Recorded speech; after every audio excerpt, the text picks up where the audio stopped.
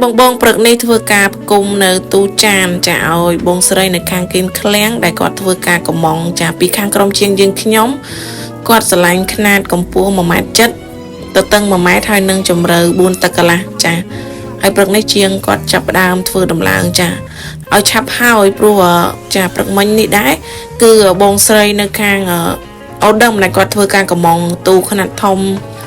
កម្ពស់1.7 ម៉ែត្រទៅតឹង1.2 ម៉ែត្រហើយនឹងជម្រៅ4 តឹកកន្លះគាត់ឆ្លាញ់បែបដាក់កង់រុញ4គ្រាប់ចាងាយស្រួលគាត់រុញផ្លាស់ទីអញ្ចឹងបងប្អូនចាហើយក៏សូមចាអរគុណបងចាដែលជឿជាក់មកលើខាងក្រុមជាងបងអូនចា